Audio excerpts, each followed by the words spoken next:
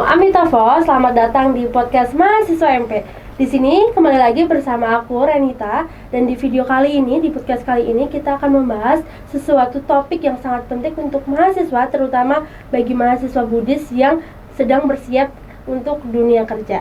Nah, di podcast kali ini kita akan membahas mengenai tren dan tantangan di dunia kerja. Kita akan mengulik lebih dalam lagi kira-kira apa sih tantangan yang akan dihadapi di dunia pekerjaan, serta tren yang sedang terjadi di dunia pekerjaan, dan bagaimana caranya mahasiswa Buddhis menemukan pekerjaannya sesuai dengan keinginan mereka.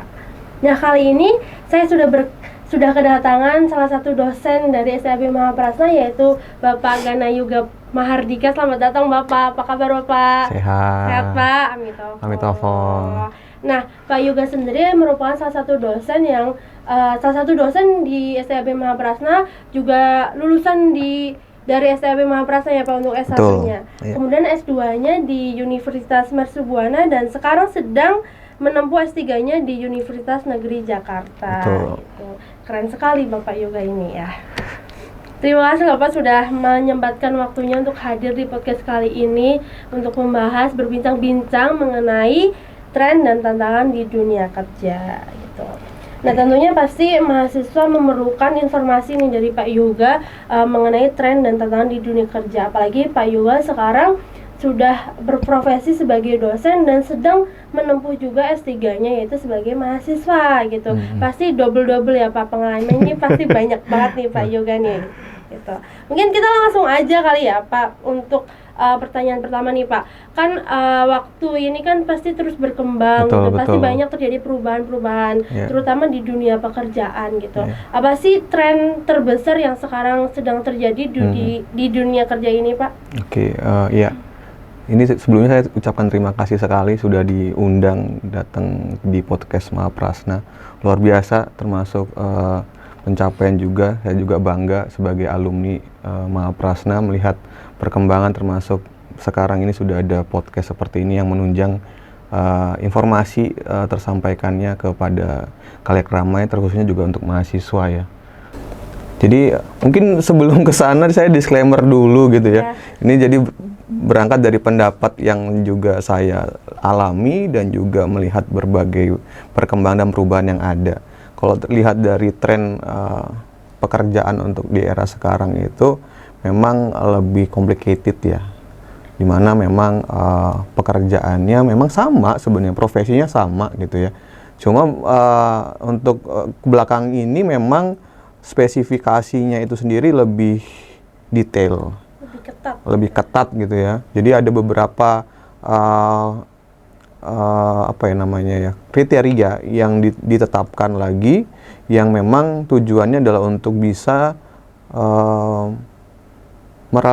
merelevansikan terhadap perubahan yang ada, termasuk di era digital ya. Jadi dimana memang untuk sekarang ini mau nggak mau, suka tidak suka, kita sebagai tenaga pekerja mau nggak mau harus mengenal tentang teknologi. Maka salah satunya nih ya, saya mungkin sebutkan satu sedikit, ini juga pengalaman saya. Saya juga sempat kaget gitu ya saat kemarin ada pulang ke daerah gitu ya. Jadi memang ini sudah merata bagaimana spesifikasi terhadap tren pekerjaan, di mana kita dituntut untuk agile. Jadi tahu ya, Mbak? Ya, agile itu jadi kita dituntut untuk gesit gitu ya, dituntut untuk cekatan, yang dimana juga sekarang ini kan bagaimana sebuah organisasi itu mau mendapatkan profit ataupun juga benefit yang lebih efektif dan efisien gitu ya. Jadi mungkin itu ya tren yang terlihat untuk sementara ini terkait dengan adanya perubahan era digital kalau menurut saya. Ya, tadi ngomong-ngomong era digital nih Pak, sekarang kan dengan marak AI gitu ya betul, Pak. Betul. Terus banyak juga yang bilang nih, apalagi Cina nih sekarang katanya mau PHK gitu, mau digantikan oleh teknologi gitu. Itu kan otomatis kan nanti berkurangnya kebutuhan tenaga manusia sendiri karena digantikan oleh digital tadi Pak, teknologi tadi. Nah, kira-kira menurut Bapak nih, dengan adanya banyak perbedaan soal AI, terus kan otomatis pola kerjanya terus berubah gitu. Menurut Bapak sendiri sih, bagaimana mahasiswa Buddhis ini mempersiapkan akan hal tersebut gitu Pak? Iya, jadi ini cukup sulit sebenarnya ya, bahwa dengan adanya perkembangan teknologi sebenarnya kita juga dapat manfaat dan benefit yang luar biasa untuk kita, untuk calon pekerja ya, karena akhirnya kita dapat knowledge gitu ya di berbagai resources gitu ya, termasuk sekarang kita mau cari pekerjaan pun bisa lewat internet gitu kan. Terus juga melihat apapun yang jadikan kebutuhan saat bekerja pun semua sudah tersedia di internet. Tapi juga sebenarnya dari situ pula membuat kita harusnya juga bercermin bahwa ternyata sekarang ini ya tadi ya sudah sampaikan oleh Reni ya, bahwa sudah mulai Pak ada penggantian manusia ke mesin gitu ya. Maka sebenarnya kompleksitasnya tadi gini. Jadi kita dituntut untuk bekerja lebih daripada mesin. Aduh. Maka dari itu ya kompetensi yang kita miliki pun juga seharusnya lebih daripada mesin. Tapi yang tadi saya sampaikan, kita sudah mulai nyaman, kita sudah mulai enjoy dengan ya semua tersedia di internet gitu ya. Nah itu yang mungkin jadi tantangan yang luar biasa sih untuk di era sekarang itu. Jadi berarti mahasiswa Buddhis ini harus lebih gesit lagi Ya, belajar betul. untuk lebih bermanfaat, ibaratkan ya, lebih bisa digunakan daripada mesin itu sendiri, karena kan AI maupun mesin kan juga ada batasannya gitu ya Pak. Betul. Itu kurang lebihnya. Nah di dunia kerja nih Pak, kan ada tren sekarang kan mindfulness kan sudah dikenal banyak orang gitu kan ya, tentang itu. Kalau misalkan di kita kenalnya tentang meditasi gitu ya Pak. Dan juga ada etika di dunia kerja ini sendiri yang berbasis di spiritual itu sendiri gitu. Nah Pak, apakah ini bisa menjadi peluang bagi mahasiswa Buddhis untuk lebih dihargai atau dicari di tempat kerja itu sendiri gitu Pak? Oke. Ini kita sangkut pautkan kepada Buddhism gitu ya. Ya, ini cukup menarik sebenarnya pertanyaannya. Tapi kalau kita lihat tadi kan tantangannya adalah kita tuntut untuk jadi orang yang berinovasi tinggi, punya daya kreativitas tinggi pula gitu kan ya. Kalau kita sangkut pautkan apakah jika seorang mahasiswa Buddhism ini punya mindfulness yang tinggi, ataupun tadi apa yang terakhir ya? Etika. Punya etika ya. Memang kalau untuk berbahas tentang etika sendiri memang tidak bisa lepas daripada dunia pekerjaan ya. Karena itu salah satu juga role penting di mana nah kebetulan ini juga kan Bapak sedang melakukan riset juga terkait dengan behavior atau perilaku. Memang perilaku ini juga mencerminkan dan juga menjadi salah satu indikator penting untuk menentukan performance seseorang dalam dunia pekerjaan sebenarnya. Maka saat seseorang itu punya etika yang bagus, ya sebenarnya juga membuat dia menjadi tempat atau menjadi seseorang yang aman sebenarnya bekerja. Tapi ya mengingat kembali tantangan yang tadi saya sampaikan ya, bahwa tidak hanya sudah punya etika yang bagus, tapi kalau bisa memiliki kompetensi yang sesuai dengan keadaan era sekarang terkait dengan digitalisasi tadi sih menurut saya. Baik, berarti bukan menjadi jaminan sendiri ya, ya betul. Mindfulness dan etika kita tetap sendiri harus punya memang kompeten, punya skill yang relevan dengan pekerjaan itu tersebut. Baik gitu nah Pak. Kan banyak perusahaan yang mulai mencari karyawan dengan kecerdasan emosional tadi, kemudian etika kerja yang kuat gitu Pak. Bagaimana mahasiswa Buddhis ini bisa mengembangkan kualitas ini untuk menjadi karyawan yang unggul atau menjadi salah satu nilai plus buat mereka sendiri gitu Pak? Oke, memang era sekarang itu sudah 21 century ya. Jadi mengedepankan bagaimana manusia menjadi aset gitu ya. Jadi kalau tadi pertanyaannya bahwa apa tadi ya? Tadi karyawan kan sekarang kan banyak dicari dengan emosional dan etika yang sangat kuat gitu Pak. Sedangkan kan tadi disebutkan mahasiswa Buddhis kan udah punya dasarnya ibaratnya gitu kan Pak. Tapi tadi Bapak juga menyebutkan bahwa itu juga nggak cukup gitu, harus punya inovasi, punya kompeten. Dan bagaimana nih mahasiswa Buddhis ini yang tadi punya dasarnya gitu menjadi salah satu nilai yang unggul atau nilai plusnya buat mereka sendiri gitu. Oke, memang untuk saat ini bahkan sudah di era digitalisasi memang etika itu sangat diperlukan ya dalam dunia pekerjaan, karena tadi juga sudah saya sampaikan bahwa perilaku itu menjadi salah satu indikator penentuan performa mereka. Maka kalau semisalkan ini menjadi salah satu keunggulan bagi mahasiswa Buddhism, sebenarnya sih bisa saja ya, dengan bagaimana menerapkan pola perilaku yang mengedepankan etika. Contohnya semisalkan seperti kedisiplinan gitu ya. Terus juga bagaimana menempatkan diri dalam mengerjakan pekerjaan yang ada, ataupun juga menyelesaikan berbagai pekerjaan yang telah ditugaskan. Itu ya mungkin bisa saja untuk dijadikan sebagai salah satu keunggulan, karena memang dunia pekerjaan itu sangat luas sekali ya, dan termasuk juga tadi saya sampaikan di awal, complicated gitu ya. Sulit gitu ya, complicated sekali, karena ya dimana seseorang bekerja itu kan tujuannya memang kembali lagi untuk salah satunya adalah keberlangsungan hidup mereka.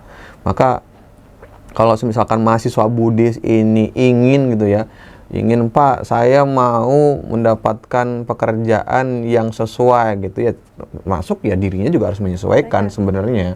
Dan kalau misalkan dilihat dari bagaimana mahasiswa Buddhis ini mendapatkan berbagai pendidikan khususnya di Buddhism, apakah bisa bersaing gitu ya? Sebenarnya kalau menurut saya sah-sah saja, bisa-bisa saja gitu ya, selama memang mereka tidak mau berhenti untuk belajar, itu sih. Ya itu ya, mungkin berarti untuk mahasiswa Buddhis berarti ini dengan kita punya dasar tentang mindfulness, kemudian etika itu dapat menjadi salah satu nilai plus buat kita, tapi kita juga harus memiliki kompetensi yang relevan dengan dunia pekerjaan tersebut. Betul. Jika kita ingin memiliki pekerjaan yang sesuai dengan keinginan kita, berarti kita juga harus menyesuaikan dengan keinginan yang dibutuhkan dari pekerjaan tersebut gitu ya Pak. Nah, memasuki tantangan yang di dunia kerja nih Pak, salah satu tantangan utama di dunia kerja ini kan adalah kompetensi dan tekanan yang diberikan baik dari perusahaan maupun mahasiswa kita. Nah, bagaimana sih Pak mahasiswa Buddhis ini bisa bersaing dengan mahasiswa lainnya yang terutama yang di luar sana ini mempunyai kompetensi untuk mencari pekerjaan gitu? Apakah kita mungkin kan banyak orang nih skeptis dulu terhadap mahasiswa Buddhis, apalagi mereka yang sekolah atau menempuh pendidikannya di sekolah agama Buddha sendiri itu sih. Apakah kita masih mempunyai kesempatan untuk bersaing dengan mereka, atau bagaimana nih Pak kita cara menanggapi skeptis mereka terhadap kita sendiri gitu Pak? Oke, kadang-kadang orientasinya mahasiswa Buddhism ya, yang memang mereka terkhususnya untuk masuk di sekolah tinggi agama Buddha gitu ya, memang kebanyakan berpandangan bahwa ya mungkin mereka biasa aja gitu ya, atau bahkan kayaknya nggak punya kompetensi gitu ya, dan mahasiswa ya yang penting mereka kayaknya sekolah aja gitu ya, nggak ada keistimewaan. Tapi sebenarnya yang tadi juga disampaikan bahwa kita itu punya keunggulan yang tadi yang sempat kita bicarakan ya sebelumnya, bahwa bisa nggak sih Pak ini kita jadikan keunggulan? Bisa tadi ya, bahwa kita punya etika yang luar biasa. Nah, itu yang jadi kebutuhan di awal ya, karena gini, di perusahaan itu sebenarnya memang tidak selalu ya, tidak monoton untuk mencari seseorang pekerja yang memiliki kompetensi tinggi. Tapi memang sekarang orientasinya adalah dilihat dari etika terlebih dahulu sebenarnya memang. Tapi tidak hanya sekedar itu gitu ya. Tapi menjadi dasar bahwa sebenarnya perusahaan itu akan mencari pekerja yang punya etika, etos kerja yang bagus. Nah, kalau dari situ saja sudah kita punya bekalnya dan kita sudah terbiasa punya etika itu, kita sebenarnya bisa saja bersaing dengan mereka, selama tadi yang saya sampaikan bahwa kita punya jiwa-jiwa untuk terus berkembang, terus melihat kekurangan kita dan mencoba untuk menyamakan kompetensi yang dibutuhkan dengan kompetensi kita, gitu sih.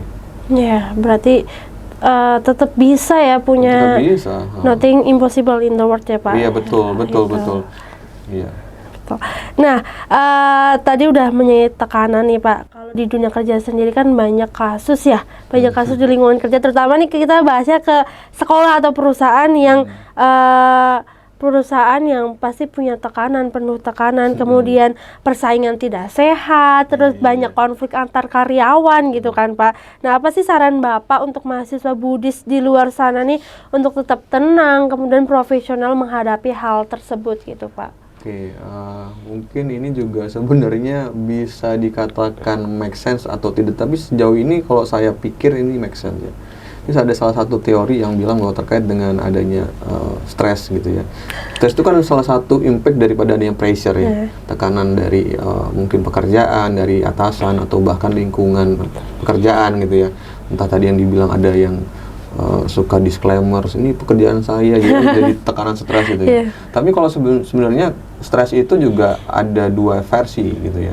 Jadi dikatakan bahwa ada stres positif dan negatif. Nah, kalau untuk sementara ini memang pekerjaan yang ada sebenarnya menurut kita untuk terus melakukan inovasi dengan adanya pressure-pressure yang ada. Kita dituntut bagaimana bisa beradaptasi dengan misalnya contoh lingkungan yang seperti itu. Nyatanya dunia pekerjaan itu memang sekompleks itu gitu ya. Kita mau mencari tempat yang senyaman kita kayaknya impossible gitu ya. Nggak ada gitu ya. Misalnya contoh Pak, saya mau cari pekerjaan atau tempat bekerja yang nyaman seutuhnya kayaknya nggak ada gitu ya. Karena karakteristik setiap orang itu pasti berbeda-beda gitu ya. Dan ini menjadi tantangan juga bagi kita. Bagaimana kita bisa beradaptasi. Dan justru dengan kita bisa beradaptasi dengan baik di lingkungan pekerjaan, kita juga bisa mengasah inovasi atau kreativitas kita. Dan itu yang menjadi kunci juga untuk kita bisa tetap bertahan. Nah, kalau misalnya seperti pressure atasan, ya namanya kita bekerja ya di mana-mana, ya kita sebagai ada pressure gitu dari atasan, karena namanya atasan itu pasti ada achievement yang ditentukan dan ditetapkan dan kita harus mencapai itu.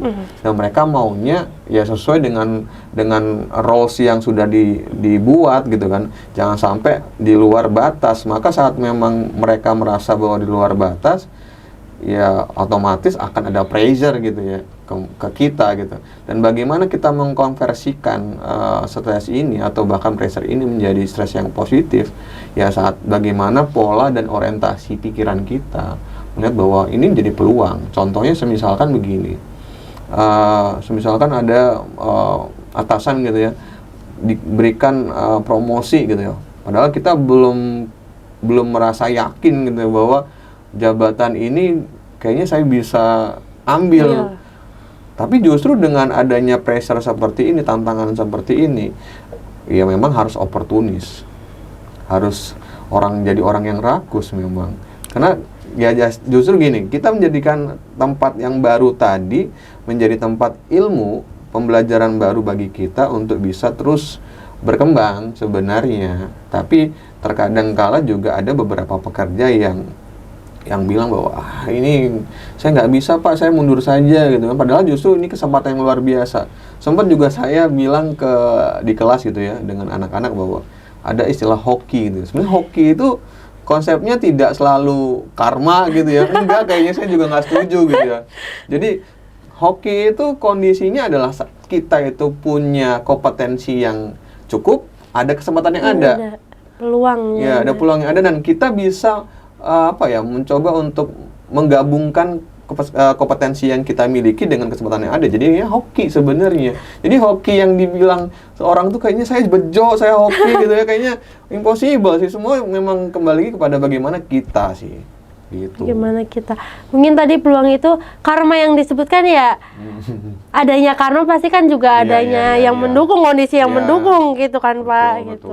Nggak mungkin dong kalau misalkan kita dapat sesuatu kayak tadi naik jabatan, kalau kita sendirinya juga dilihat dari bosnya nggak mampu, ya nggak akan dikasih naik jabatan gitu kan. Jadi kadang itu lucunya adalah gini Reni, jadi ada orang-orang kadang mencoba untuk defend terhadap bagaimana perkembangan dan perubahan diri, bahwa ya udahlah saya dapat nasibnya begini, karmanya begini, kayak kesannya kita nggak ada pergerakan, karmanya buruk selalu gitu ya. Padahal juga enggak kan, tadi kan sudah dibilang ya, kita harus ada usaha, ada kondisi gitu ya, yang menyebabkan karma kita baik gitu. Begitu ya teman-teman nih, betul. Dengerin, berarti kita harus pintar-pintar adaptasi. Kemudian tadi udah disinggung mindfulness, kita juga berarti harus pola berpikirnya atau pandangannya juga harus lebih positif gitu ya. Nah itu ya Pak. Nah, di dunia kerja ini kan tadi sudah disebutkan bahwa ada tuntutan gitu ya Pak untuk karyawan ini. Tadi juga udah sempat harus disinggung bahwa harus gesit, harus cekatan gitu kan Pak.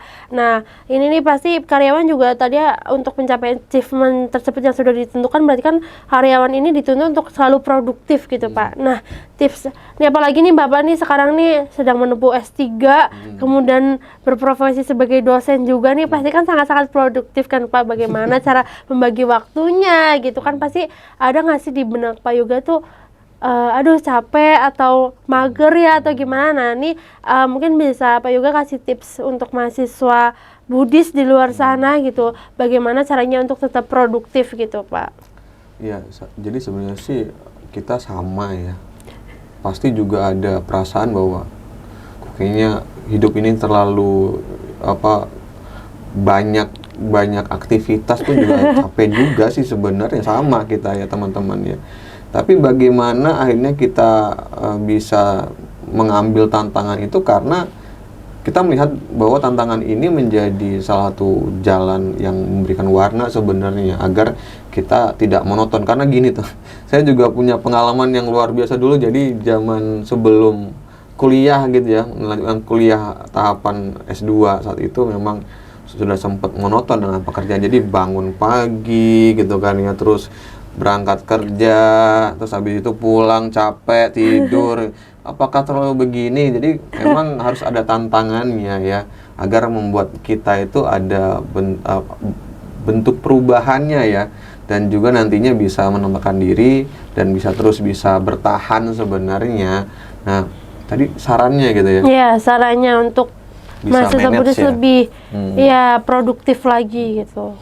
Iya, sebenarnya tergantung daripada kemauan ya. Kita mau nggak mau, suka tidak suka, memang harus meningkatkan kemauan dan komitmen kita untuk melakukan perubahan bagi diri. Karena mengingat kembali bahwa diri kita kalau nggak berubah gitu ya, tidak mencoba untuk bisa beradaptasi kembali lagi ya terhadap perubahan-perubahan yang terus-menerus terjadi di era sekarang, ya kita akan tertinggal. Ini seperti hukum rimba sebenarnya. Jadi kalau dibilang hukum rimba sekarang nggak ada, justru sekarang lebih sulit lagi. Bahkan kemarin sempat ada hashtag hashtag keluar aja dulu ya. Keluar aja sebenarnya dulu. Bagaimana juga cerminan di Indonesia itu cukup sulit gitu ya, tantangan dan kompetisi yang ada, kompetisi yang ada gitu antara calon pekerja satu dengan pekerja yang lain. Maka ya kalau kita maunya begini-begini saja gitu ya, mau santai-santai saja, ya berarti teman-teman sudah menyiapkan diri dan bisa menerima kalau tertinggal. Betul. Jadi kalau misalkan nggak mau tertinggal, ya suka tidak suka harus ya berjalan, bangun, ya kan, melakukan suatu hal yang baru dan melakukan inovasi ya, sama seperti yang sekarang ini dilakukan ya. Ini juga bentuk inovasi. Kalau nggak begini, waduh, kayaknya susah gitu ya di era sekarang gitu ya. Tadi kan sudah disinggung juga kan, agile, gesit, ya kan, terus juga cekatan, belum lagi harus punya inovasi tinggi, belum harus kreatif lagi. Waduh, luar biasa pokoknya sekarang. Berarti harus mempunyai tantangan, berani mengambil tantangan itu ya Pak gitu. Waduh, berarti nih teman-teman nih harus lebih ekstra apalagi di dunia sekarang ya Pak, harus lebih produktif gitu. Apa kira-kira mungkin bisa menempatkan satu target atau satu target yang seminggu ke depan nih mau ngapain gitu, apa yang harus didapat gitu ya, biar ada rasa tantangan itu sendiri untuk tetap produktif. Gitu ya Pak. Terus ada satu lagi yang mungkin juga bisa digunakan untuk teman-teman Buddhism atau mahasiswa Buddhism yang mungkin untuk sekarang menonton gitu ya, nanti saya tahu tergugah gitu ya, saya mau mulai untuk berubah, gimana caranya gitu. Jadi simpel sebenarnya caranya, Ren. Jadi apa tuh? Caranya adalah membiasakan diri untuk melawan kebiasaan-kebiasaan kecil gitu. Contohnya bangun pagi gitu ya, atau misalkan melakukan pekerjaan jangan menunda. Itu kan sebenarnya hal-hal kecil. Nah, saat nanti sudah terbiasa dengan hal-hal kecil, kita bisa melawan dan bisa merubah gitu ya pola daripada perilaku kita. Ya sebenarnya saat nanti menghadapi perubahan-perubahan besar, kita nggak akan kaget. Gitu. Nih bangun pagi nih, saya nih udah terbiasa Pak di MP nih, bangun jam 4.30 nih. Jadi tapi memang itu impact ke saya. Jadi kalau lagi liburan ke rumah juga saya tetap jam 5 itu tetap bangun gitu Pak. Ya walaupun tidur lagi tapi tetap jam 5 itu kebangun. Jadi kalau ketika ada kegiatan, saya ikut kegiatan, sesuatu kegiatan itu saya udah nggak kaget gitu bangun pagi gitu. Itu kan berarti hal-hal kecil gitu emang berimpact. Karena juga kalau kita lihat ya, kalau teman-teman pun juga mau tetap stay di Jabodetabek gitu ya, yang notabene-nya kesempatan pekerjaan lebih luas ya. Walaupun memang kompetisinya agak cukup tinggi ya.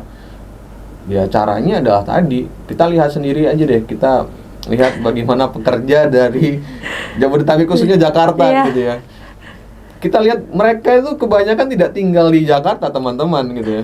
Kebanyakan tinggalnya ya seperti beberapa daerah penyangga Jakarta seperti Tangerang, Depok, terus Bekasi. Yang notabene-nya setiap pagi harus berjibalan gitu ya, harus bangun dan berdesak-desakan di kereta, di busway, dan itu bangun pagi loh. Iya bangun pagi Pak. Iya. Kalau enggak ketinggalan kereta. Nah, ya ini jadi sebenarnya juga kita sudah punya keunggulannya, kita sudah terbiasa walaupun ya kan bangun paginya masih gitu ya, masih terpaksa gitu ya. Tapi nanti lambat laun saat teman-teman nantinya sudah mungkin sudah lulus ya dari sini dan sudah bisa dalam pekerjaan, teman-teman akan kaget gitu ya dengan bangun pagi. Dan tahu sendiri ya, pekerja yang ada di Jakarta itu bangunnya ya bisa bayangkan teman-teman ya, kalau misalkan masuk jam 7 pagi mereka harus berangkat ke kantor dan rumahnya ternyata di Bekasi atau di Tangerang, ya minimal mereka bangun jam 4 kan. Tuh. Ya kan? Perjalanan sudah 1 jam sendiri, belum lagi nanti pulang dari pekerjaan jam 6 sampai rumah bisa jadi jam 8, jam 9. Bisa lebih itu kalau lagi pulangnya jam-jam kerja gitu. Saya merasakan, saya waktu itu pernah benar-benar merasakan waktu jam kerja pulang, aduh ini tahan gitu ya, yang kerja-kerja di sini ya berarti emang dunia kerja nih tantangannya nih sangat luar biasa gitu ya Pak. Kalau teman-teman Buddhism ini mau hanya sekedar monoton saja, kayaknya akan tertinggal sih kalau menurut saya. Iya benar. Itu sih Pak. Nih Pak, kita bisa minum dulu Pak nih. Ini bisa diminum dulu, kayaknya pembahasan kita nih sangat-sangat aduh. Ini gimmick nih, ternyata ada isinya. Minum Pak. Ini saya bahas ini sampai aduh. Wah, luar biasa teman-teman. Apalagi ada logonya. Iya benar, ini disponsori ya. Nah, dari Mahaprasna teman-teman, berarti ini saya nggak salah nih masuk Mahaprasna karena sudah dibiasakan hal-hal kecil seperti bangun pagi itu sendiri, karena benar-benar berimpact kepada diri saya juga nanti untuk mempersiapkan ke dunia pekerjaan itu sendiri nih Pak. Nah, ngomong-ngomong MP dan mahasiswa Buddhis nih Pak, mungkin ada beberapa mahasiswa Buddhis khususnya di MP sendiri kan banyak lulusan MP ini bekerja di lingkungan sekolah Buddhis gitu, sekolah-sekolah Buddhis. Walaupun pasti di luar sana banyak yang di luar itu gitu kan. Nah, untuk mahasiswa Buddhis kan ini berarti kan kepikirannya gitu ya Pak, kepikirannya mungkin di zona aman, zona nyamannya itu kan di sekolah Buddhis, di lingkungan Buddhis atau sekolah-sekolah atau institusi yang memiliki nilai-nilai yang harmonis, nilai-nilai harmonis yang kurang lebih sama lah sama kita nih Pak. Nah, kira-kira kalau misalkan kita nih Pak mahasiswa Buddhis gitu mau bekerja ke dunia kerja yang seperti itu, lingkungan yang seperti itu, kira-kira apa sih yang perlu dipersiapkan gitu Pak? Oke, ya. Ini kalau bahas tentang sekolah Buddhis ini agak suka ngeri-ngeri sedap gitu ya, karena melihat kenyataannya bahwa sebenarnya sekolah Buddhism kita itu tidak cukup banyak, maka persaingan untuk masuk ke sana pun juga agak cukup sulit gitu ya, dan ketat gitu ya.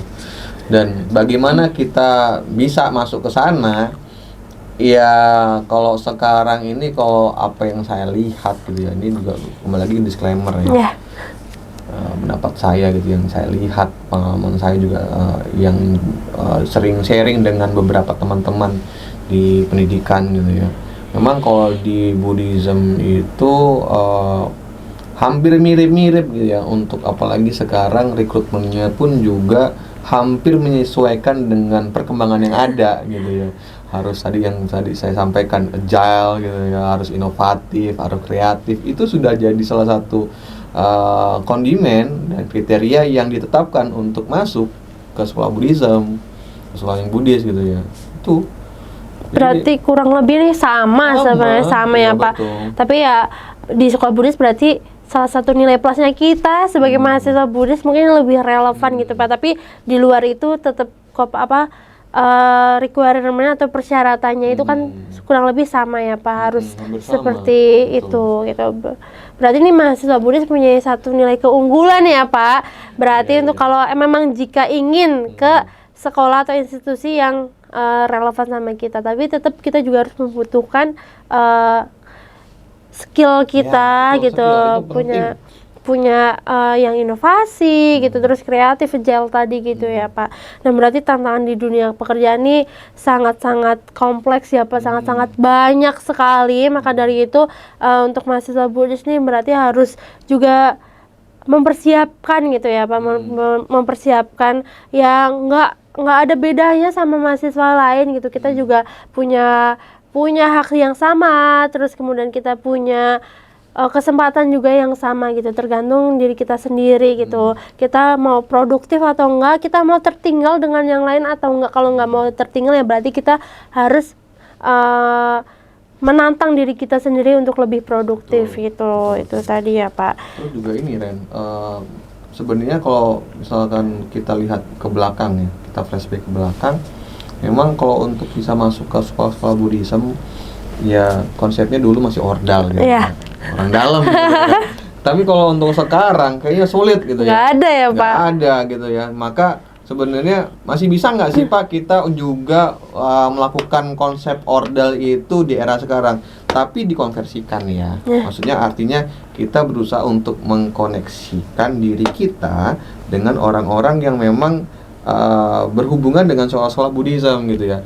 Dan kembali lagi tidak hanya terhubung, tapi juga untuk bisa nge-branding value diri kita, mengenalkan siapa kita, apa yang bisa kita lakukan. Maka kemungkinan besar kita akan direkomendasikan karena kita punya kompetensi yang dibutuhkan gitu. Jadi mungkin ordal itu masih bisa konsepnya digunakan, tapi kalau untuk pure digunakan masuk kayaknya masih nggak bisa. Susah untuk sekarang. Berarti harus koneksi gitu ya Pak. Betul. Kita sesama umat Buddhis gitu ya Pak. Kalau misalkan kita punya itu, tetap mungkin bisa bukan masuk ya, tapi dipermudah gitu ya Pak. Ada betul, jalannya gitu. Gitu. Jadi gitu. Dibanding mungkin mahasiswa Buddhis yang berkuliah atau menempuh pendidikan di luar sekolah tinggi agama Buddha itu sendiri gitu ya Pak. Di umum gitu yang dibanding di luar umum, kita punya bukan kesempatan ya, kita punya peluang atau nilai plus sendiri, koneksi tersebut gitu ya Pak. Nah nggak ada orang dalam ya teman-teman, tapi adanya koneksi gitu. Adanya koneksi. Ya benar, privilege sebenarnya itu ya Pak sebagai mahasiswa Buddhis ya Pak. Nah Pak, sekarang kan ada sektor atau jenis pekerjaan tertentu yang mungkin yang tadi saya bilang lebih sesuai bagi mahasiswa Buddhis sendiri gitu, yang ingin bekerja di dunia mereka. Apakah mahasiswa Buddhis ini hanya relevan dengan sekolah-sekolah Buddhis itu sendiri, atau mungkin ada pekerjaan-pekerjaan lain yang cocok dengan mahasiswa Buddhis gitu Pak? Oke, ya. Jadi memang gini ya Reni, kalau misalkan kita sesuai dengan apa yang diajarkan gitu ya di sekolah Buddhis gitu ya, terkhususnya seperti STAB, di mana memang prodinya adalah lebih kepada kependidikan, maka lebih cocoknya adalah di lingkup pendidikan juga gitu. Karena kenapa? Akhirnya kita nggak perlu belajar dari awal lagi gitu ya. Tapi apakah bisa gitu ya Pak masuk ke ranah yang berbeda di dunia pendidikan? Sebenarnya bisa-bisa saja gitu ya, selama kita mau mencoba mengambil tantangan yang ada tadi. Kalau kita sudah terbiasa mengambil tantangan, mungkin bisa kita masuk. Tapi kalau tidak terbiasa dengan tantangan, ya otomatis kamu juga akan tersingkirkan, terseleksi dengan sendirinya. Dengan yang tadi saya sampaikan bahwa kompetisi yang ada sekarang itu cukup ketat sekali. Ya, kalau teman-teman mau mencoba masuk di luar kependidikan, ya maka harus ditambahkan lagi dari sekarang apa yang dibutuhkan. Misalkan contoh mau masuk di perkantoran, maka ya minimal gitu ya, minimalnya adalah kita bisa melakukan misalkan contoh untuk operasional, untuk operasi Microsoft Word, Excel dan segala macam, dan bisa menerima berbagai tantangan. Seperti contoh harus ada target yang dicapai, jangan sampai nanti menerima job desk seperti itu bingung atau bahkan kaget, padahal sebenarnya itu bagian daripada tantangan yang ada. Itu berarti ini mahasiswa Buddhis nih sebenarnya dari sekarang bisa sekarang kan banyak freelance tuh Pak, freelance remote gitu. Kalau misalnya memang nanti mahasiswa Buddhis ini nggak cuma di sekolah Buddhis atau dunia pendidikan, tapi karena kita relevannya dengan dunia pendidikan, dan jika memang dia ingin mau perkantoran, berarti kan harus punya soft skill yang relevan juga. Berarti sekarang nih teman-teman bisa mengasah dari sekarang gitu ya Pak. Mungkin bisa mengambil side job lainnya gitu ya Pak. Gitu. Kalau jika memang tidak ingin ke dunia pendidikan atau ingin punya tantangan yang baru lagi gitu ya Pak. Ini sedikit ya, sebenarnya saya juga mau cerita tapi agak sedikit ini, tapi nggak apa-apa ya saya sampaikan di sini deh. Jadi sebenarnya kita tuh punya peluang yang cukup besar ya sebagai mahasiswa Buddhis gitu ya.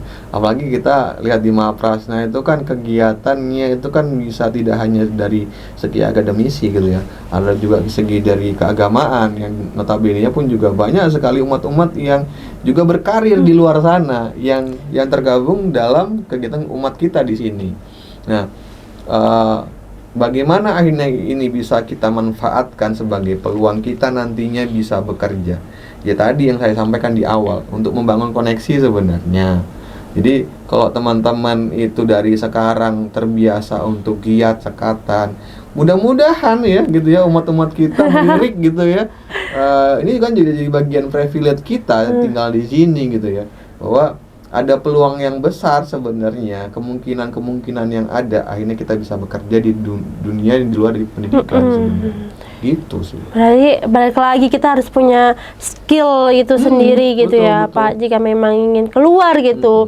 Karena kalau kita punya skill yang memang berarti serba bisa itu nanti juga banyak yang berdatangan job-job itu gitu ya Pak. Dan harus berani ya. Iya, berani mengambil tantangan itu sendiri dan gitu. resiko, dan bahkan juga harus melakukan selalu ya, branding value itu penting. Ya. Oh. Iya, itu penting. Jadi kalau misalnya ketemu dengan orang, canggung teman-teman, harus berani ngobrol atau bahkan sebenarnya membiasakan diri. Saya juga sempat sering ya bilang dengan mahasiswa di kampus bahwa memang kita tuh harus membuka diri di berbagai lini elemen yang notabene-nya sebenarnya peluangnya bisa random ya, karena ya tahu sendiri kita ngobrol dengan orang random itu kan tujuannya adalah mendapatkan beberapa informasi sebenarnya, tapi juga dapatkan benefit yang luar biasa saat kita berani untuk melakukan itu, terbiasa melakukan itu. Jadi kalau misalnya ketemu dengan orang-orang yang penting-penting gitu ya, jadi kita nggak akan canggung untuk untuk setidaknya sedikit basa-basi lah bahasanya. Mudah-mudahan dengan cara kita membuka diri tadi, nah ada peluang. Gitu. Berarti kuncinya jangan malu gitu ya. Betul. Ya, nah ini lagi-lagi nih Pak, ada pertanyaan nih. Ini pertanyaan nih benar-benar sangat wow ya. Siapa yang menyiapkan ini, tim kreatifnya gitu ya Pak?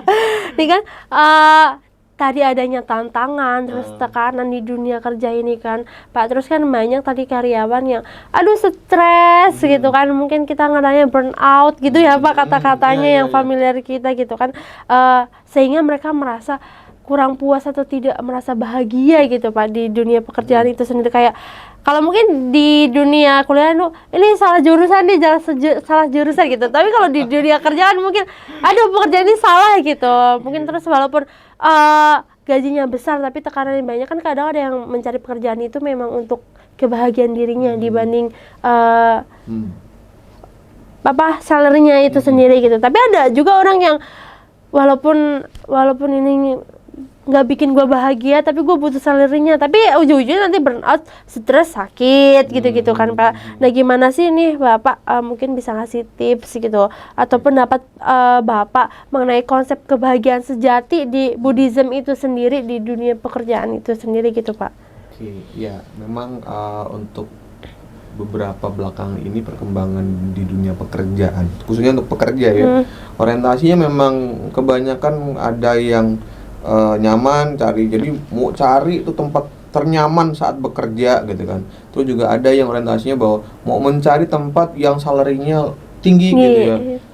Kayaknya itu semua kayaknya kalau tiba-tiba dan langsung saat kita menjadi fresh graduate masuk agak sedikit sulit ya. Itu juga kemungkinan besar peluangnya 1:1000. Bisa sebenarnya, tapi peluangnya kecil gitu ya. Nah, bagaimana akhirnya kita bisa mengambil dan mencoba untuk menemukan diri dengan tepat ya? Kita juga harus ada konsep forecasting ya. Itu juga meramalkan bagaimana masa depan ya. Kita tahu sebenarnya sekarang udah kelihatan gitu ya. Dimana saat nyari pekerjaan itu sudah cukup sulit. Itu kan bentuk dari bagaimana dunia pekerjaan itu lebih complicated lagi yang saya sampaikan di awal. Ditambah lagi di beberapa belakangan ini kan juga banyak isu-isu terkait dengan inflasi di masa depan. Iya. Apalagi ada efisiensi sekarang tuh Pak. Betul. Dan ini kan juga menjadi salah satu masalah besar juga yang nanti juga mempengaruhi kita sebagai pekerja. Kan belakangan ini juga kemarin saya lihat ada satu berita di PT retail terbesar di Indonesia gitu ya, Sritex gitu, bisa bangkrut gitu kan. Kamu bayangkan deh gitu ya. Nah kalau misalkan orientasinya masih sama seperti itu, apakah kita masih bisa dapat pekerjaan? Yang jadi bahan pertanyaan luar biasa besar bagi saya untuk para pekerja yang sekarang masih orientasi seperti itu. Kembali lagi gini, jadi saya dapat sering sharing dari teman-teman khususnya untuk dipraktisi di bagian dunia pekerjaan khususnya di perusahaan dan juga organisasi yang lebih profit gitu ya. Beliau tuh bilang bahwa begini, jadi kalau bekerja itu sebenarnya menyesuaikan gitu ya, tahap demi tahap. Dan kembali lagi kalau misalkan kita dapat teman, rekan kerja yang baik, itu kan sebenarnya juga bagian daripada bukan tujuan kita gitu ya. Itu kan sebenarnya bonus ya. Jadi saat kita bekerja itu ya fokuskan kepada apa yang menjadi tujuan kita bekerja. Kalau misalnya mau cari teman, ya cari teman jangan di dunia kerja. Jangan dua-duanya gitu, mau cari duit sama mau cari teman gitu. Kayaknya susah gitu. Kalau mau cari teman mungkin di luar dunia kerja. Iya. Karena kembali lagi kita terkadang itu bisa jadi bias. Biasnya adalah gini, kalau misalnya sudah ranahnya sifatnya kekeluargaan apalagi. Waduh, susah itu Pak. Luar biasa gitu ya. Makanya kalau misalkan ada beberapa, ya adalah contohnya ya, rekan-rekan Bapak gitu ya, yang sukanya pindah kerja karena apa? Entah salarinya kecil lah ya, karena temennya toksik. Mungkin nggak dia berpikir bahwa di kemudian hari dia justru akan mempersulit diri sendiri. Kenapa? Tahu nggak? Karena akhirnya dia punya track record yang jelek di dunia pekerjaan. Itu juga mempengaruhi Pak lama kerjanya gitu ya? Sangat-sangat mempengaruhi. Jadi kalau misalkan dia punya track record yang jelek, kan itu kan sudah tercatat ya. Tercatat dari bagaimana dia punya perilaku saat bekerja. Maka saat nanti melamar kembali, gini. Jadi HR gitu ya, HRD yang bahasa kalian gitu ya, kalian lebih familiar. Jadi mereka tuh tidak diam-diam. Sekarang apalagi semua akses digital udah ada, bisa diakses gitu. Semua bisa diakses informasi kalian. Jadi kalau misalkan kalian itu nggak mungkin tercatat gitu ya. Justru dengan kalian terbiasa seperti itu akan ada koneksi dari beberapa HR yang akan sebar informasi. Ini loh, ini si A ternyata dulunya itu track recordnya di tempat saya tuh begini. Nanti di tempat B seperti ini. Jadi kan dikonversikan ternyata ini berarti punya budaya bekerjanya cukup jelek. Nah, ini kan juga jadi orientasinya orang untuk menerima calon pekerja itu. Maka jangan hati-hati juga ya. Makanya saat sudah dapat pekerjaan, ya usahakan deh. Kalau misalnya apalagi fresh graduate, bagi teman-teman nanti mahasiswa ya, mahasiswa yang mau lulus gitu ya, mau mencoba untuk masuk ke dunia pekerjaan, ya hati-hati saat jadi fresh graduate itu. Caranya adalah jadi oportunis aja, oportunis terhadap informasi. dan juga terhadap oportunis, terhadap bagaimana kompetensi yang dibutuhkan. Kalau misalkan tempat kerjanya yang didapatkan soalnya kecil, toksik, tapi banyak sekali ilmu yang bisa didapatkan. Ya. Itu aja dulu deh, untuk bisa jadi batu pijakan. Batu loncatan gitu. Betul. Ya Pak, itu bisa belajar gitu. Karena yang nggak dipungkirin pasti kita juga harus berkembang. Betul. Apa yang kita lalui, apa yang kita hadapi itu bisa jadi suatu pelajaran buat kita gitu, ambil hikmahnya. Jadi lebih baik kita jangan pilih-pilih dulu kali ya Pak, untuk pekerjaan untuk awal-awal gitu. Karena kan belum tentu dunia pekerjaan itu yang bermasalah atau yang nggak cocok dengan kita, tapi kita harus refleksi balik dulu ke diri kita sendiri gitu ya Pak, untuk jauh mana kompetensi yang kita miliki. Iya benar, harus sepadan hak dan kewajiban yang itu ya Pak. Nggak boleh kewajibannya nggak dilakuin, minta haknya. Itu kadang-kadang kalau terlalu berimajinasi tinggi juga bahaya juga ya. Harus halu. Kalau terlalu halu luar biasa bahaya ya. Ini Genzi nih ya. Nih Pak, saya izin minum lagi ya Pak. Nih kayak pembahasannya nih. Jadi yang izin malah moderator. Nih karena saya juga lagi kurang tenggorokannya kurang enak nih Pak. Ya memang apalagi juga ya, kesehatan juga penting sekali. Menjaga kesehatan sangat luar biasa. Aset penting itu kalau apalagi di dunia pekerjaan ya. Bener banget nih Pak. Nih untuk selanjutnya nih Pak, mungkin kan tadi kalau kita bahas mahasiswa Buddhis kan relevannya dengan dunia pendidikan, balik lagi ya Pak, dan ke pendidikan nih Pak. Kalau misalkan nih Pak di luar sana nih ada mahasiswa Buddhis yang ingin menjadi seorang guru gitu Pak, menjadi seorang guru, atau mungkin ya tadi balik lagi ke lingkup kependidikan itu sendiri gitu Pak. Apa sih kira-kira tantangan utama yang mereka akan hadapi sebagai guru itu sendiri, dan bagaimana cara mereka untuk tetap profesional mengajarkan anak-anak muridnya, peserta didiknya gitu, terkait dengan walaupun mungkin mereka sedang emosi gitu, atau mungkin ada sesuatu kemarahan, tapi di sisi lain mereka tetap harus profesional dan mengajarkan nilai-nilai harmonis itu sendiri gitu Pak. Oke, jadi bagi teman-teman mahasiswa yang nantinya mungkin berkinan besar ya jadi seorang guru juga, ya juga harus melihat perkembangan yang ada terkait dengan guru itu sendiri. Kita mungkin coba bedakan dulu ya, untuk guru yang ada di perkotaan dan guru yang ada di pedesaan. Nah, teman-teman juga harus juga nanti lihat ya peluangnya di mana gitu ya. Jadi kalau misalkan seperti halnya rekrutmen guru di perkotaan, itu kan tadi sudah saya sampaikan juga ya, bahwa rekrutmennya, requirement-nya itu sama dengan dunia pekerjaan yang sekarang ada gitu ya. Berarti kan peluangnya agak cukup sulit gitu ya, bersaingnya cukup tinggi.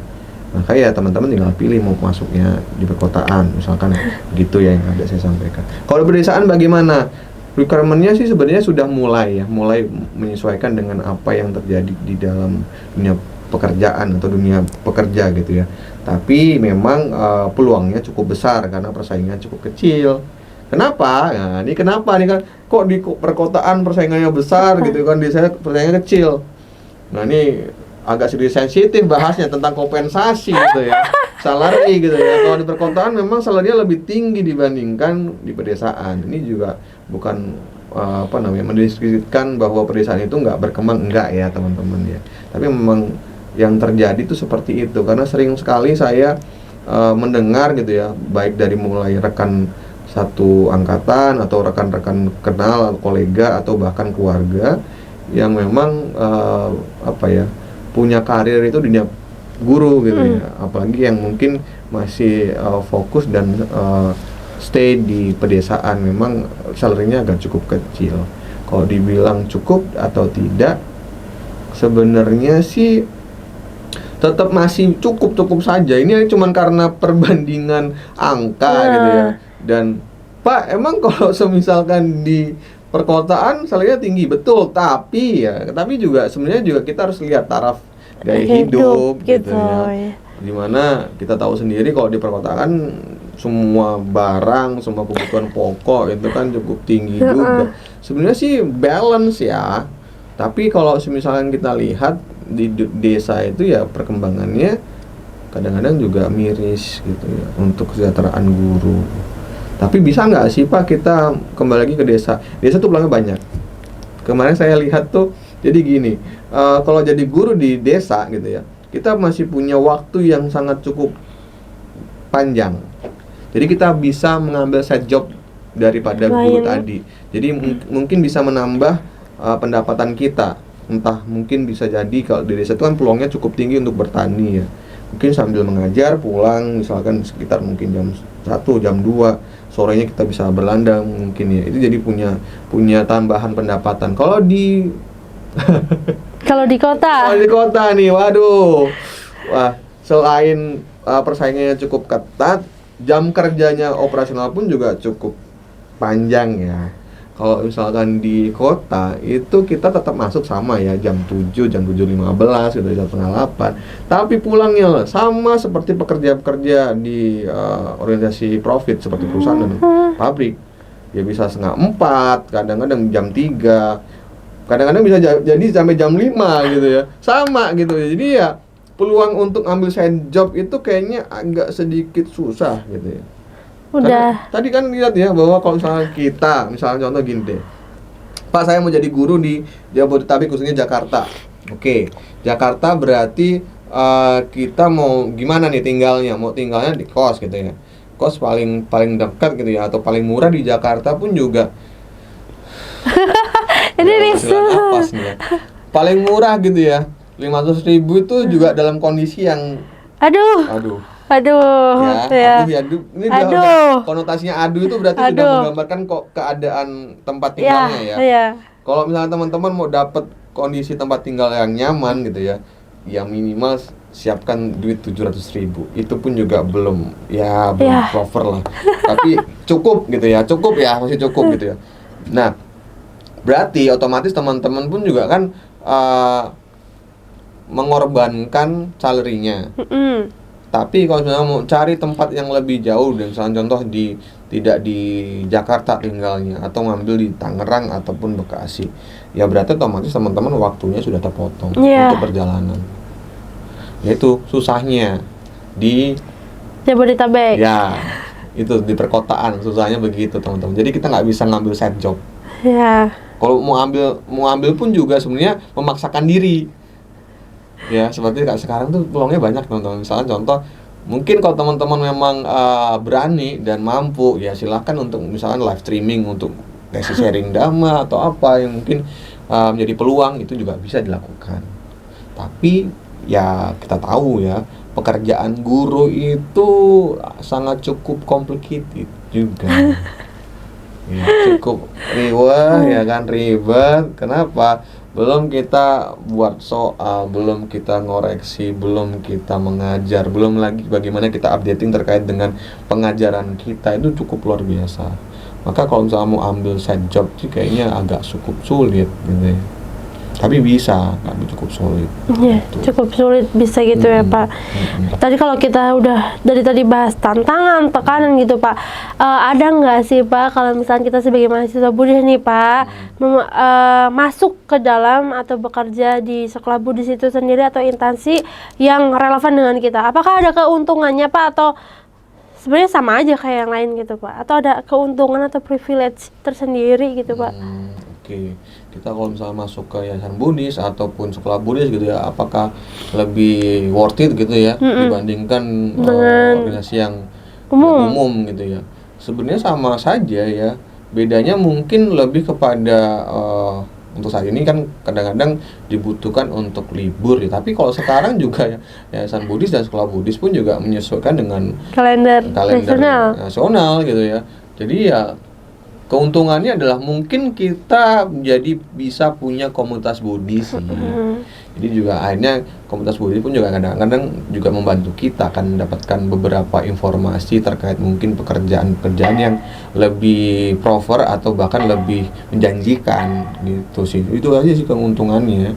keuntungannya kita punya koneksi sebenarnya Pak betul, jadinya. betul. Karena kita mungkin karena di sini kita minoritas yang terbiasa di lingkungan umum gitu kan. Kalau kita masuk ke sekolah budi satu instansi yang memang relevan dengan kita kan jadinya kita memang di lingkup yang sama gitu sama dengan kita dan kita punya koneksi itu sendiri ya Pak, mempermudah kita lagi balik lagi gitu ya Pak. Oke, tapi gini, kami kalau misalkan seperti halnya contoh kita masuk, ini mungkin bahas tentang pekerjanya atau mungkin bagaimana kok kita masuk di sekolah budi seperti Mahaprasna?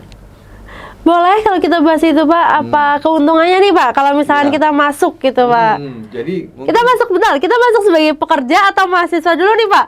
Oke, kalau jadi pekerja bisa ya. Ya kita ke pekerja dulu, contohnya gitu ya Pak. Ya, contohnya misalnya kalau kita mau masuk bekerja di Mahaprasna, sebenarnya sih peluangnya cukup luar biasa karena banyak sekali benefit, tidak hanya bentuknya adalah salary ya. Kompensasi itu kan banyak ya, dari mulai bagaimana kita dapat libur, bagaimana kita dapat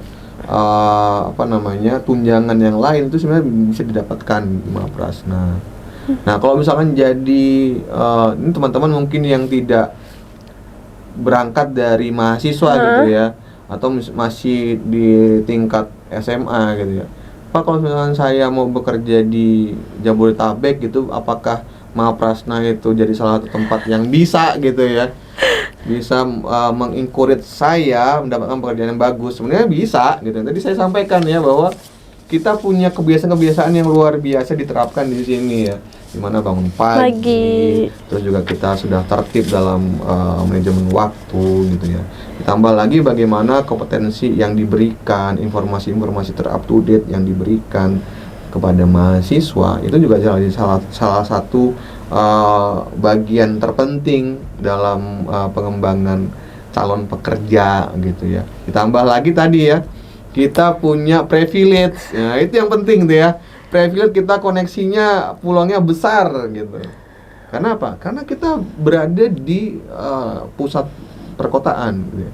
Dimana informasi akan lebih cepat tersampaikan oleh kita terlebih dahulu dibandingkan mungkin saja yang berada di luar sana gitu ya Pak. Yang luar sana gitu ya. Jadi kita punya keunggulan yang luar biasa sebenarnya kalau di Mahaprasna. Gitu. Nah untuk sekarang nih Pak, apakah Mahaprasna sendiri, setahu saya kan bukan cuma hanya universitas gitu Pak, ada SD, SMP gitu. Apakah dari yayasan di Mahaprasna sendiri sedang membuka lowongan pekerjaan kah? Atau tidak gitu? Mungkin bisa sharing ke teman-teman juga jika memang ada. Kalaupun itu untuk STABI-nya sendiri nih Pak gitu. Apakah sekarang ini sedang membuka penerimaan mahasiswa baru? Mungkin nih dari tadi kita bahas, kemudian tadi udah privilege yang Pak Yoga gitu banyak. Ternyata ya kalau masuk ke Mahaprasna ini keuntungannya dan privilege-nya, jika memang teman-teman mau mempersiapkan sejak dini untuk bekerja di Jabodetabek itu sendiri gitu Pak. Mungkin bisa sharing ke teman-teman tentang pembukaan penerima mahasiswa baru di Mahaprasna gitu Pak. Oke. Ya, jadi kalau untuk sekarang memang sudah dimulai ya untuk teman-teman mungkin yang tertarik bisa belajar bareng dan mempersiapkan diri. Tadi yang juga kita bahas di awal ya, bagaimana tantangan dan perubahan era zaman digitalisasi yang cukup complicated tadi. Sudah dimulai untuk pendaftaran mungkin teman-teman yang tertarik dengan Mahaprasna.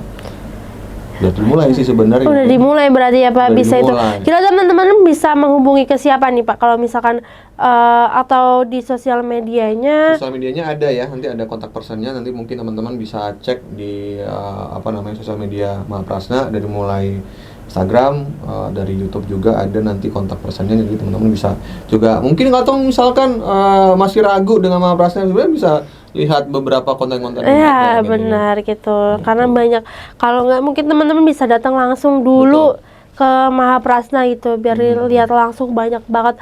Karena jujur salah satunya adalah saya sendiri, karena saya kan dari dulu kan negeri nih Pak, sekolah negeri, terus tiba-tiba masuk ke yayasan gitu, ke Sekolah Tinggi Agama Buddha Mahaprasna dulu gitu. Akhirnya setelah saya 1 semester, 2 semester, ternyata banyak banget dan gak kalah beruntungnya dengan teman-teman yang lainnya. Karena kalau dari dulu saya dari SD memang nggak dipungkirin saya di lingkup yang saya sendiri gitu Pak. Kalau sekarang saya di Mahaprasna gitu, ini doa saya juga dulu Pak. Ya saya dulu selalu berdoa karena saya kebaktian di wihara tuh saya sendiri dan kakak-kakak dan adik saya gitu.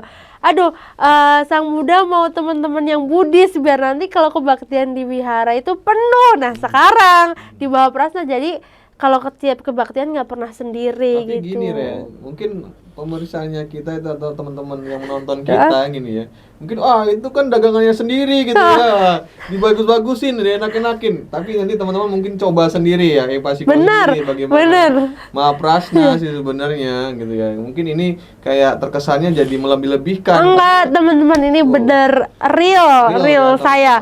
Karena kalau mungkin saya boleh cerita sedikit, ya tadi saya sudah sebutnya saya ini di negeri dan dari kecil ini saya sudah sudah familiar dengan yang memang yang berbeda dengan kita, maksudnya dari saya dulu punya cita-cita mau sekolah di sini, apalagi saya giat mengikuti kegiatan-kegiatan di luar sana. Nah ketika SMA dan ketika SMA dihadapi dua pilihan ini di mana, dan saya bertanya dengan orang tua lebih setuju dengan ini ya, mungkin ini jadinya saya ambil yakin karena sedikit fun fact-nya mungkin ya, dari beberapa alumni dari Mahaprasna, dari mahasiswa yang lulus dari Mahaprasna ini juga mungkin bukan melebih-lebihkan atau bahkan juga disclaimer, ini bukti nyata teman-teman ya.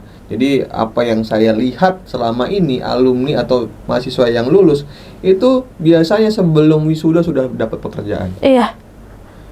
Itu luar biasa sih. Tapi nggak tahu kenapa ya. Jadi selalu terserap cepat ya teman-teman. Atau misalkan gini, sebelum wisuda atau setelah wisuda mereka akan cepat dapat pekerjaan. Nggak sampai nunggu beberapa bulan atau bahkan sampai tahunan tuh enggak sih. Langsung terserap mereka. Gitu. Berarti ini semoga nanti saya juga seperti itu ya Pak. Belum wisuda, semoga langsung ya Pak gitu. Itu teman-teman, karena tadi yang disampaikan ini nanti teman-teman ujung-ujungnya kok promosi enggak teman-teman. Karena ini kita bahas di lingkungan mahasiswa Buddhis, apalagi saya sendiri gitu. Karena saya sendiri ini dulunya tidak kepikiran gitu sendiri karena saya mau jadi guru tuh enggak, karena dari dulu kan saya lebih ke non akademiknya gitu ya Pak gitu. Nah, tiba-tiba di sini jadi saya punya pandangan, dan memang benar kalau saya dengan teman-teman mahasiswa Buddhis yang di luar MP gitu kan, di luar MP itu sendiri gitu, saya kadang apa yang ilmu saya dapat di MP nih itu belum tentu mereka dapat gitu Pak. Ternyata nih lebih juga nih gitu. Karena dulu jujur saya juga nggak mendalami ilmu agama gitu ya Pak. Sekarang saya di lingkup yang kayak gini, ini saya sangat bersyukur gitu. Memang ini ada karma dan kondisi juga yang mendorong gitu, dan saya sangat bersyukur. Dan kalau misalnya dibilang, kalau sekarang ditanya teman-teman sekuliah di mana ya, saya sebutnya saya di sekolah STAB Mahaprasna gitu. Karena kan teman-teman saya dulu nih kan berbeda dengan saya gitu, jadi nggak familiar gitu. Tapi kalau saya berkumpul dengan teman-teman yang sekarang lebih itu, di sini ya, punya suhu ini ya, gitu. Jadi saya bangga sendiri gitu Pak, karena dulu saya bingung, gimana ya gitu, sekarang saya ternyata masuk MP ini pilihan yang sebenarnya MP itu banyak privilege-nya Ren. Bener Bapak, saya merasakan. Dan dulu tuh untung saya masuk di MP gitu, STAB-nya di MP gitu, jadi nggak salah pilihan ini. Jangan gitu. bosan-bosan ya mungkin teman-teman nonton ya. Bener. Ini memang bener real yang apa yang kita bicarakan terkait dengan MP ya. Gitu, karena saya menyadari nih di MP nih teman-teman, kalau misalkan Taman Informasi udah beasiswa full, kemudian asrama 4 tahun itu cuma di MP loh teman-teman, asrama 4 tahun dan itu gratis. Dan apalagi sekarang Pak, saya kan sudah semester 4 nih Pak, udah ada AC Pak, full AC gitu, jadi gak pernah kedinginan, dan bahkan kadang nggak mau keluar kamar gitu karena udah adem dan nyaman banget gitu. Mungkin mau ini ya sedikit di luar topik kita. Iya ini ya di luar topik ya. Jadi kalau bahas tentang fasilitas sebenarnya nih kan generasinya cukup jauh ya antara Reni dengan Bapak ini kan salah satu alumni juga ya Pak. Saya angkatan 2014 jadi jauh banget. Jadi zaman itu fasilitas bahkan di sebelum-sebelumnya pun juga tidak begitu banyak seperti sekarang ya. Termasuk tadi yang disebutkan sama Reni bahwa ada AC. Dulu tuh masih kipas yang mungkin saja anak-anak di atas itu asrama khususnya sama cowok dan cewek gitu. Yang cowok khususnya gitu ya. Jadi yang di atas mungkin kalau misalnya tidak tahan dengan masuk angin, kayaknya tiap hari masuk angin. Tapi Kipas ya. kuat gitu ya. Dan sekarang kalau dilihat perkembangan apalagi fasilitas yang ada disediakan oleh MP sih luar biasa. Fantastis lah bahasanya lah. Karena sudah kamar sudah begitu sangat rapi lagi gitu kan ya, disiapkan lagi ada wifi kadang, terus juga ada lift gitu ya. Itu juga kamarnya juga sekarang kalau dibilang itu cukup lengkap ya. Kalau dulu kayaknya loker-lokernya tuh kayaknya loker-loker legenda gitu ya, yang dimana sudah diturun-temurunkan dari generasi sebelumnya. Jadi kondisinya cukup ya kalau dibilang cukup sih cukup, kalau sekarang sudah cukup bagus. Cukup sangat cukup. Itu juga salah satu bentuk dari Mahaprasna ini terus berkembang ya Pak, dengan perubahan waktu, perubahan zaman dan kebutuhan juga semakin muncul baru. Mahaprasna juga berubah gitu ya Pak. Adanya perubahan ini salah satu menunjukkan komitmen Mahaprasna untuk mempersiapkan tenaga pendidik itu sendiri ya Pak, untuk lebih siap di dunia pekerjaan itu sendiri nih Pak. Nah, kita nih dari awal sampai sekarang, sampai kita bahas MP gitu ya Pak, dari dunia pekerjaan, karena memang relevan ya teman-teman gitu. Diskusinya sangat-sangat wow gitu kan ya Pak. Nah, kira-kira nih Pak, dari tadi kita bahas tentang tekanan, kemudian tentang kriteria dan segala macam di dunia pekerjaan nih Pak. Mungkin Bapak boleh kasih 3 hal utama atau 3 saran nih Pak yang penting kira-kiranya untuk mahasiswa di luar sana, khususnya mahasiswa Buddhis, untuk mempersiapkan ke dunia pekerjaan gitu Pak. Apa sih yang 3 hal yang perlu diperhatikan gitu Pak? Oke. Ya, jadi yang perlu diperhatikan ya, kalau dari pembahasan kita dari awal sampai sekarang sih, tadi beberapa sudah saya sampaikan 3 saran itu. Yang pertama adalah bagaimana kita mengencourage diri sendiri, meningkatkan kompetensi dari mulai berbagai kompetensi yang dibutuhkan ya. Apalagi yang tadi kita bahas dari mulai agile, dari mulai inovatif, dari mulai kreativitas gitu ya. Itu perlu dikembangkan, perlu dimiliki bahkan sekarang gitu ya. Terus yang kedua adalah membangun konektivitas, membangun relasi kolega banyak, itu juga menjadi bagian penting juga. Bukan berarti teman-teman untuk cari ordal, enggak. Itu beda, tadi sudah saya sampaikan di awal ya. Jadi itu penting dibangun, karena mengingat kembali bahwa adanya relasi itu juga memberikan informasi yang cukup bagus bagi kita gitu ya, untuk juga nantinya bisa tetap bertahan di dunia pekerjaan ataupun juga mengembangkan karir kita bahkan gitu. Terus yang ketiga adalah ya jangan malu-malu teman-teman untuk branding value ya. Itu yang penting ya. Itu yang justru kalau teman-teman nggak miliki dari sekarang, kayaknya mungkin juga teman-teman akan tertindas atau bahkan tertinggal dengan perkembangan era sekarang. Apalagi kalau dunia pekerja gitu, teman-teman minder gitu ya. Pak, saya bisa lama-kelamaan disclaimer misalnya di kita bekerja gitu, apa yang hasil pekerjaan kita diklaim sama orang lain kan biasa aja gitu. Kan juga kan menyakitkan kan, itu juga membiasakan diri kita jadinya punya stres tinggi gitu kan ya. Jengkel itu kan juga menjadi faktor kita bisa bertahan atau tidak. Makanya harus mulai berani untuk memperkenalkan diri kita tuh siapa teman-teman gitu loh. Harus branding lagi itu ya Pak. Sekarang nih ada misterius ya, gitu ya. Tapi gini kan, kalau namanya branding value itu kalau misalkan kita nggak punya kompetensi juga malu ya. Harus tadi yang di awal harus dilakukan. Cara itu yang pertama. Itu. Nah, itu 3 hal yang perlu teman-teman perhatikan, yaitu tentang kemampuan diri sendiri gitu. Kemudian kita bagaimana kita cara membangun koneksi gitu, relasi kita, dan yang terakhir itu branding. Jangan malu-malu untuk contohnya kenalan gitu ya Pak, berbicara dengan orang-orang di sekitar kita. Kan nggak tahu kalau tiba-tiba kita lagi ngomong sama direktur perusahaan mana gitu kan ya Pak. Gitu. Dan itu juga ngomongnya harus beretika tadi ya Pak. Kita sebagai mahasiswa Buddhis juga harus punya etika gitu, etos kerja yang bagus gitu, kemudian mindfulness tadi gitu ya Pak. Itu ternyata nih teman-teman, pembahasan kita nih sangat-sangat bagi kita nih untuk mahasiswa Buddhis nih sangat-sangat bermanfaat gitu ya Pak. Terima kasih Pak Yoga atas sharingnya ke kita semua nih.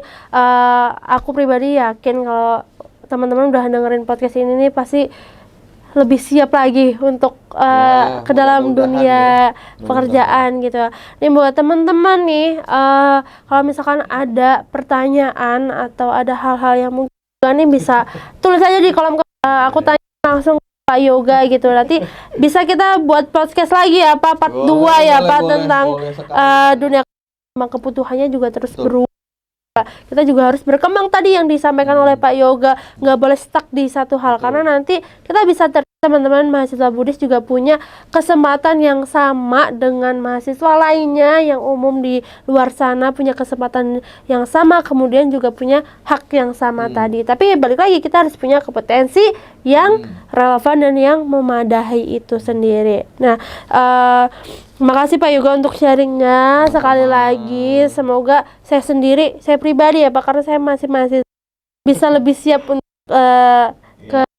pekerjaan nanti gitu. Nah, untuk teman-teman yang punya pertanyaan tadi ya, punya pertanyaan atau mungkin topik yang ingin dibahas di video selanjutnya, boleh ditulis di kolom komentar. Kita akan bahas dengan dosen yang lainnya dari STAB Mahaprasna, atau mungkin nanti dari tim kreatif mendatangkan tokoh-tokoh yang baru atau tokoh-tokoh yang relevan yang untuk menjadi narasumber kita untuk membahas topik tersebut. Untuk teman-teman juga jangan lupa like dan follow Instagram kita STAB Mahaprasna dan juga channel YouTube kita gitu. Sampai jumpa. Nama Mita. Terima kasih Bapak.